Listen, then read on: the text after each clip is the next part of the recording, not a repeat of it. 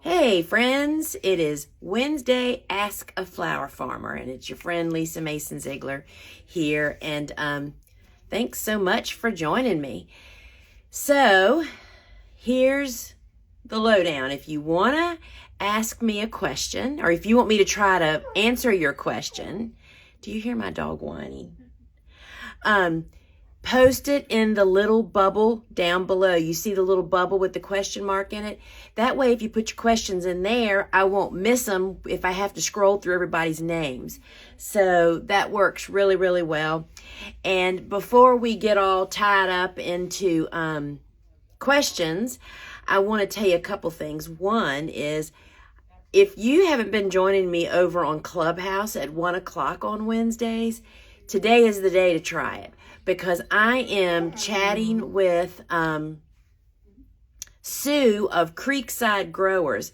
Sue is quite a flower entrepreneur, as I've been kind of learning more and more about her before we chat. And she's in Michigan, and she's been a greenhouse kind of grower for a garden. She has a garden center. And so she's been doing a lot of great things, but then in 2000, she's been doing that since 1999, so she has really a lot of experience, right? But since 2016, she started growing cut flowers, and as I was looking into her, she's doing a lot of great stuff. Well, I'm kind of calling her the flower entrepreneur. So join me at 1 o'clock over on Clubhouse to meet her. And she's also sharing, she actually took Ellen Frost's class about sourcing local flowers and growing your business doing that, and she took it. So we're going to hear what she has to say about how that helped her, right? Sorry, y'all, I keep trying to get better light on my face. I'm feeling a little fuzzy or something here. So join me at 1 o'clock, and if you're not on Clubhouse, all you have to do is download the phone app. You don't need an invite anymore. Go to the phone app, then join Clubhouse, then look for me, the Flower Farming Club. But it should list us right there. You should be able to search Flower Farming Club or my name and find us. So that is what I wanted to tell you about that. And then Rhonda brought me a piece of Biotello. You know, this is really a great cool flower year for us here in southeastern Virginia. We've just had what cool flowers really love: cool rain. So we hadn't had rain for a little while. The temperatures kind of dropped. And I mean, our cool flower garden, I just can't wait as the season moves on and we get the beds or the garden finished. The beds are made, the beds are covered in what I'm getting ready to show you, and they're all planted, but we haven't finished the pathways, and I just can't wait to share it with you because they look so great this year. So when we plant we'd plant two ways: direct seed and weed plant transplants. It depends on what that particular seed really likes, right? That's what makes us decide which way to go. The book and a bunch of resources all tell you all about that. You can find the resources connected to cool flowers in my profile here if you haven't already gotten that. But all of our transplants are always planted into this, what's called Bio 360. And it looks kind of like plastic, but it's actually made out of a corn byproduct. It's certified organic in every country in the world except the United States.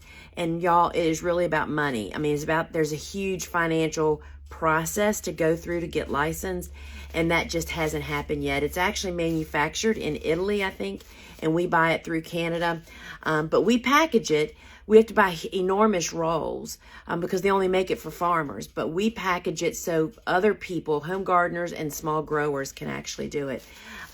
So we use and sell the one that is black on one side and the gray on the other. And the reason that is when you're in the heat of summer, we make our beds with the gray side up. It comes with instructions telling you which way to go. But this time of the year, we make our beds with the black side up. And that means that all winter long, on those bright sunshiny days, particularly if you use hoop and row covers, it concentrates the heat and just creates an amazing mecca underneath there for your plants. But having the black on the surface of your bed really helps to heat the soil just a smidge. Every little thing you do helps a smidge. And when you add all those smidgens up, it makes a big difference. So we love Bio 360. You can find it on our website, and there's actually a video of me putting it down, and you can buy it in an individual piece, which is 50 feet long, or you can now buy 6 packs. So this is like this is a real reason that another part of the reason that I attribute to my great success with Cool Flowers is the combination of using this stuff, which just keeps them a little bit warmer, and then I hoop and row cover the beds. They don't need that for cold protection. It's the wind protection. We underestimate how damaging wind is. Not only does it, think about doing this all winter long if you were a little transplant out there with the cold wind. I mean, that rocks them loose. It does all kinds of damage. But in addition to that, it really beats up the foliage. I really believe that the use of the hoop and row covers is what really helps me to get stems a little bit earlier, better quality. My plants are better rooted in. And so it's a combination of all those things. So once again, I want to just say, you know, it's not any one thing you can do in farming. It's a bunch of little stuff that you figure out. And this, the Bio 360, the hoops and row covers, and weighting the covers down properly so they aren't lifting and driving you crazy. I live in a really windy site, and I don't have to go out there and constantly redo my row covers when you put them down. And on the row cover page, you can find all over at thegardenersworkshop.com. Go to the products, and there's videos on. There's a video tab. Watch how I put row covers down too. It's all about securing this end properly, walking to the other end, pulling it taut, securing that end before you do anything to the sides. We put weights at the foot of every hoop. And it just makes a huge, huge difference. And I talk about this because we get these questions over and over again. And the bottom line is I have enough hoops, row cover, and bags to do my whole farm. And I didn't get that overnight. You add them up. You get that over time. And if you take care of them, they really do last a really long time. So it looks like we have one question. Is that it, really? All right, people. So let's see here. Let's see what the question is. So you guys ask any question that you have about whether you are talking about flower farming business, growing flowers, home gardener, or a small grower, growing cool flowers, you name it, even farm dogs. I have one staring at me here. He's not very happy because we aren't on the farm. So, Farm at Penny Lane is asking, are you direct sowing anything in your garden right now? Well, no.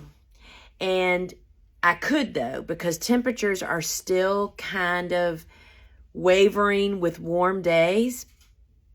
So y'all remember to put your questions down in the little bubble with the question mark so I can be sure to find them. So what direct seeding seeds need is the nighttime temperatures aren't really the problem of being cool. It's the daytimes really have to get some heat going to actually have the seeds break dormancy and sprout, right?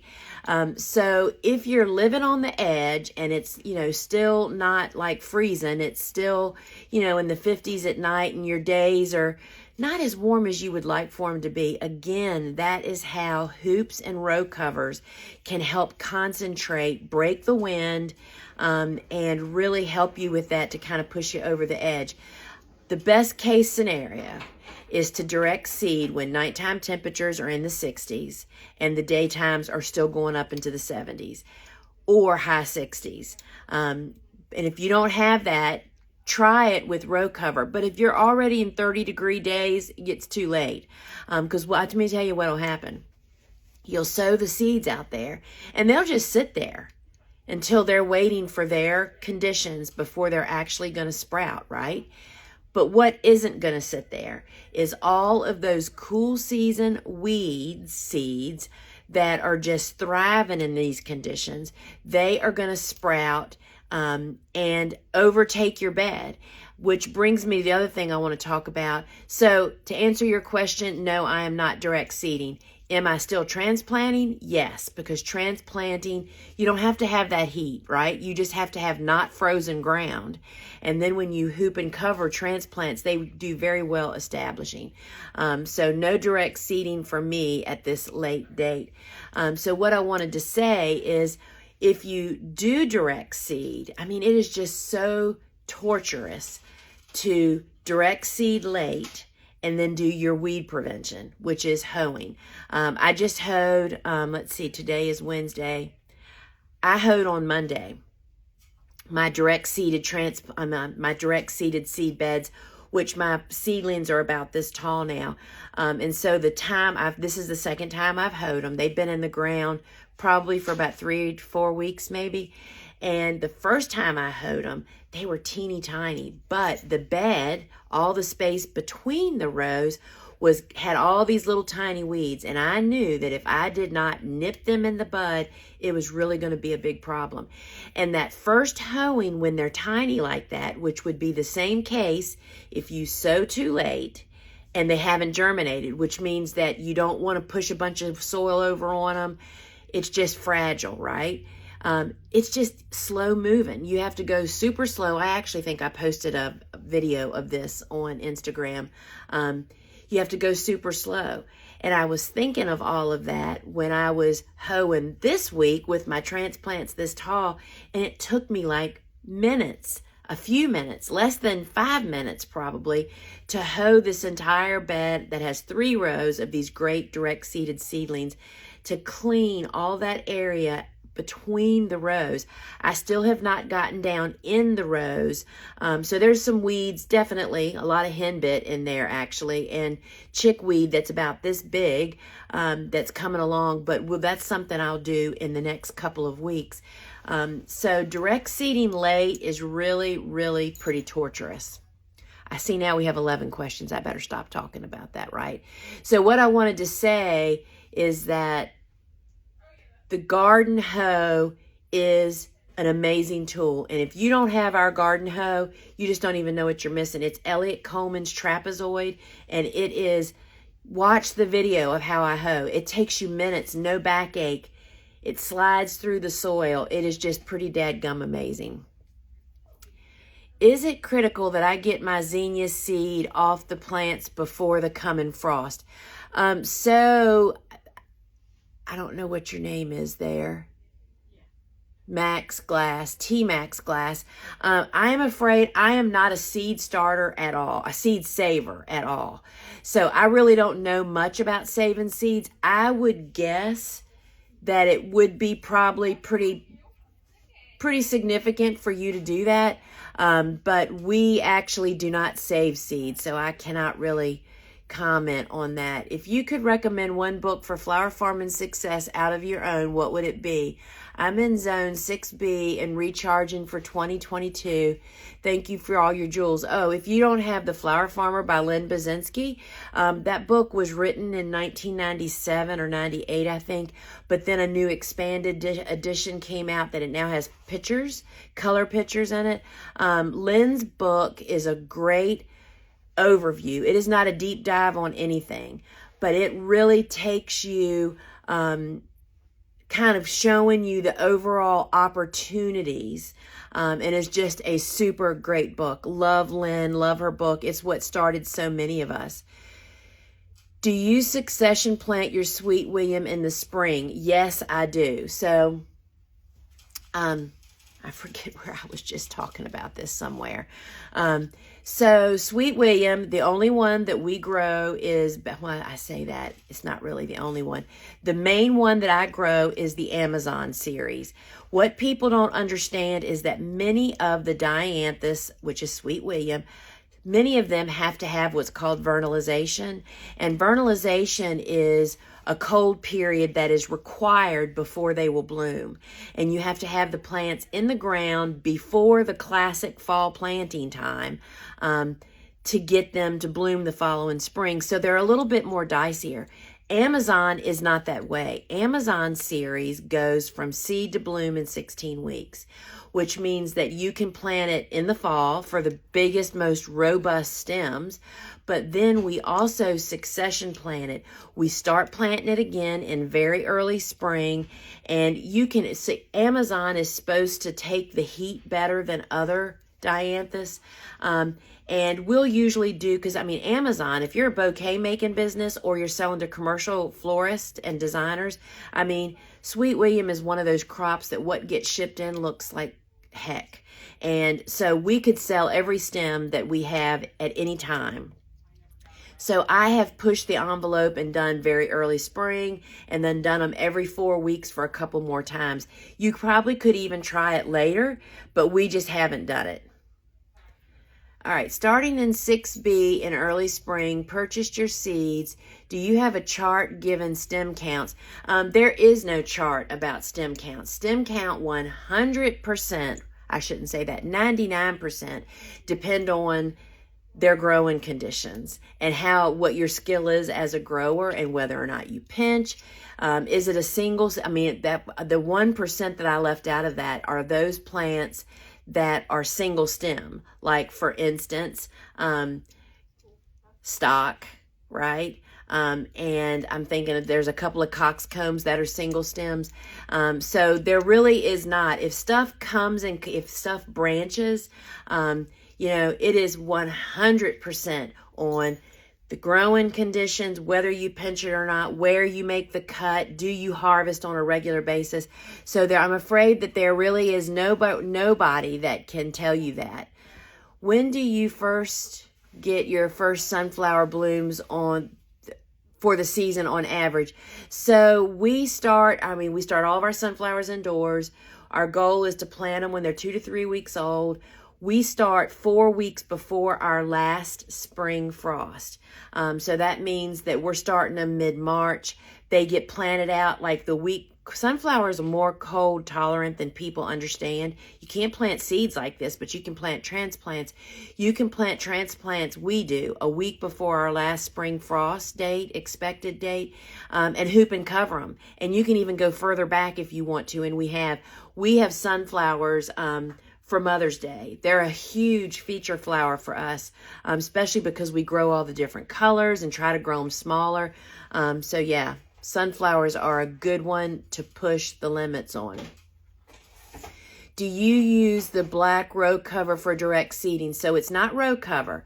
The black film I was just showing you, this is for the surface of your bed. It's called mulch. Anything that covers the soil surface is a mulch. So this is mulch. Row cover is the white stuff that goes over top.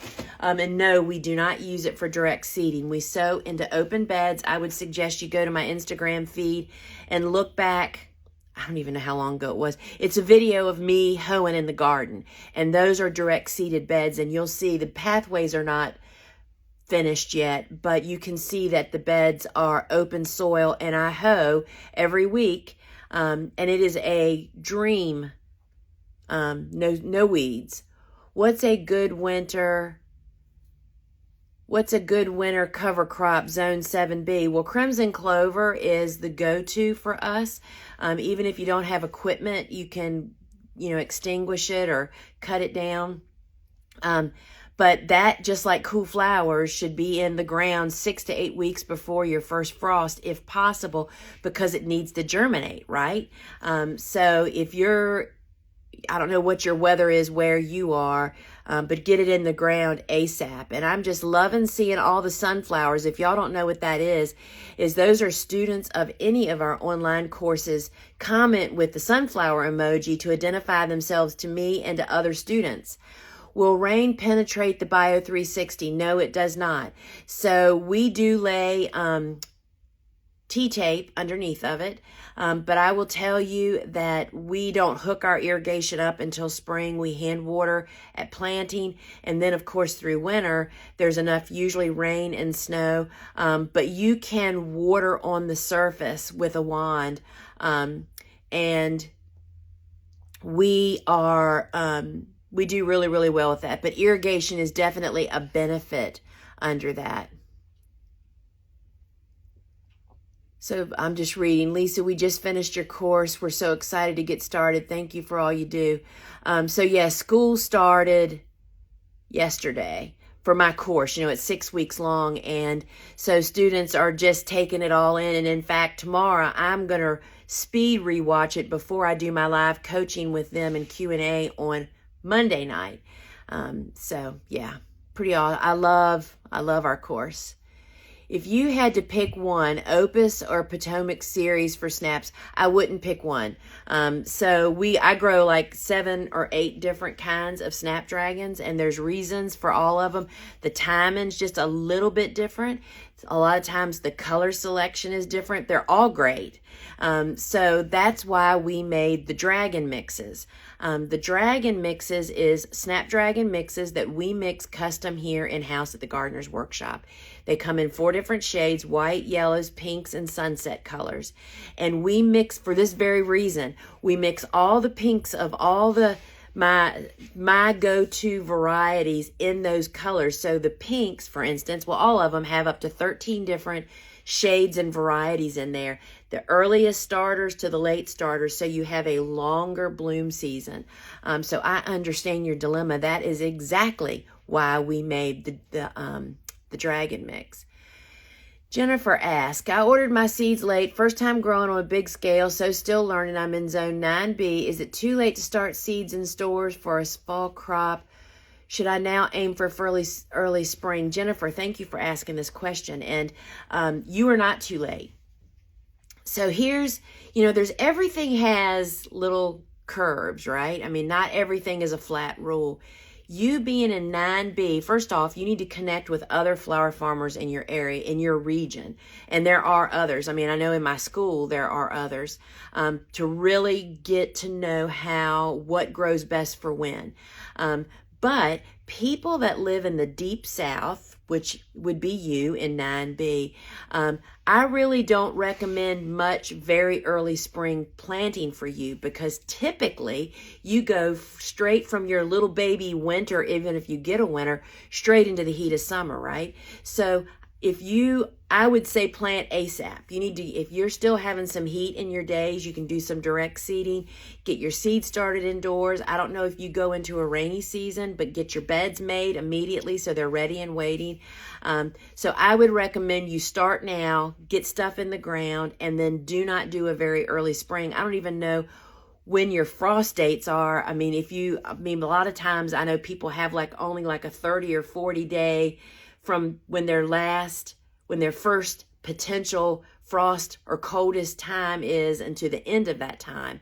So you want your cool flowers in the ground during the coldest time for you, so that they're getting established when it's chilly outside, which is what benefits them the most.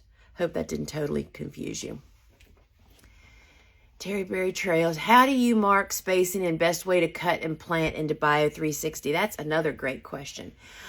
So we use, and I'm trying to think, if you look on, it might even be on the Bio 360 product page, but I know it's in my book, Vegetables Love Flowers. You'll see that we use the flower support netting, which is the white netting, which has 6-inch squares. We have a piece that Bobo and Christine use they lay that down on top of, just lay it right on the Bio 360, and then plant in each hole or whatever the spacing is supposed to be for those particular plants. It makes it so quick and easy, and they literally use a screwdriver or a dibber to actually poke. They lay down the netting, make their holes, then go back and plant them. It is really that simple. And the Bio 360 is super. This is an extra piece, so I can actually do it. Y'all look. It pops right through. This is nothing like landscape fabric, y'all, or plastic that stretches and stretches. This is super durable, yet you can pop right through it. So it is super easy. My sister's farm, Tennessee. What do you use to tie your weight bags? I've tried zip ties, but they eventually break. I mean, our weight bags come with a string at the top, right? Don't they, Rhonda? Yes. Yeah. So ours come with a string at the top, but I'm going to be really honest with you. We rarely tie that string. I mean, we just fill them up and carry, and we try a tip to help prevent you from bending over all the time is that, here she comes with one so I can show you. So they come with like this drawstring at the top, and actually that's not a drawstring. It's a tie string. So then you just bunch it all up and use this to tie it around. But I'm going to tell you that we rarely ever do that. One of the things we do try to do is whenever we set down the weight bags, we try to set them down upright, because that means you don't have to bend over to pick them up. So that is just pretty dadgum awesome. So try that. Maybe if you set them upright, you won't feel the need to have that. Do you lay the Bio 360 by hand or with the tractor? I've done both. So that's a great question. I laid it by hand for like 6 years before I got my tractor. And now we have a tractor implement. And I don't know if you're on our email list, but today's email, was it today? It doesn't go out till 4 o'clock tonight. So if you want to go over to the Gardener's Workshop, you can do it right on the homepage. Sign up for my email. There's a video. They dig out these videos that I have made that are from, this was probably like 5 years ago, of me and Bobo making beds. And it shows you how our bed maker works. But on the product page on our website, it shows you how to, doesn't it? Don't we have a video on the product page showing how to lay Bio 360 by hand? I know that we thought we did. Anyway, but yes, I laid it by hand, and it's not bad. I mean, we made a lot of beds, 100 feet long. You can definitely do it for sure. Can you plant out hardy annual seedlings after first frost if it's just a light one? You can continue to plant cool season hardy annuals until your ground freezes, especially if you're using hoops and row covers, right? The secret is that you just really have to have the beds ready, because once the soil gets wet, then you can't work the soil. So that's why we're always harping. Even if we've prepared the beds for our very early spring plantings. They're going to sit there empty all winter, because you'll never get them prepared once the soil is wet. But we keep planting. Where I am here in zone 7B, 8A in southeastern Virginia, and we can plant literally year round. It gets cold. I mean, we go down in the 20s, but our ground just never freezes. So, yeah. Can we listen to Clubhouse after 1? Are the interviews recorded? So Clubhouse does not provide a way to record them, but we record them and then turn them into podcasts, but it takes time. So we're hoping that the Facebook Live I did last night with Amy, who is a farmer florist in Northern Virginia, and Sue's today, we're hoping to put the two of them together to create a podcast that's going to come out Saturday, but I can't promise that. There's just so many hands it has to go through. But that's our goal. But yes, we record them, and if you go to the Field and Garden podcast, and you can look through the list and see some of the different conversations. Heirloom Heather, do weeds pop through the Bio 360? The way the Bio 360 works is it blocks the light from getting to annual weed seeds that need light to sprout. So if you prepare your bed and immediately cover it, you prevent any weed seeds from getting the light they need to germinate 100%. However, if you have perennial weeds, like I have nutsage, that definitely will pop through it. And what happens, I mean, that's a really great conversation. I actually did a YouTube, gosh, I think it was during this last season, of why I love Bio 360 and I'm walking the garden. You should go find that, because I talk about that, when you first plant in the Bio 360, when the plants are little, a lot of the surface of the film is exposed and stuff can happen to it. People walk on it, animals walk on it and can put holes in it. But once the plants start to grow and create a canopy. The Bio 360 has really done its job, and it really squashes a lot of that weed activity, the perennial weed activity even. So go over there and check that out. Trying to decide between landscape fabric or Bio 360. Oh my gosh, don't even get me started about landscape fabric. It totally depends on where you live. If you live in the lower half of the United States, for instance, where we have a super long, hot growing season, landscape fabric gets consumed with weeds in the blink of an eye. I've actually met a man that has a business doing nothing but ripping landscape fabric out of homeowners that is so entangled with weeds. So I'm not a fan of landscape. We have never grown in landscape fabric. I've used it in our pathways, but we have never put it on a bed. Virginia Tech says that it kills soil, that living under the soil being covered year round with landscape fabric really is not good for healthy soil. We've used it in pathways in temporary situations, but that has real problems too. So I am not the person to ask about landscape fabric. I don't think there's any comparison. Bio 360 is only for a season. You then can turn it into the soil. You can mulch it and it digests it. I mean, a lot of people put compost on top of it and plant through it again. And so there's a lot of different ways to handle that. This is my last question. Let's see, so raisins and almonds, what a cute name. I had a lot of cases of helmet head with my snaps. Many of those are sending up new shoots at the root. Are they worth encouraging along? Yes. So the reason, what she's talking about is the little seed continued to cling to the stem instead of letting go and the little leaves popping out. And that comes from a lack of moisture on the surface. We use wide weave burlap to prevent that from happening.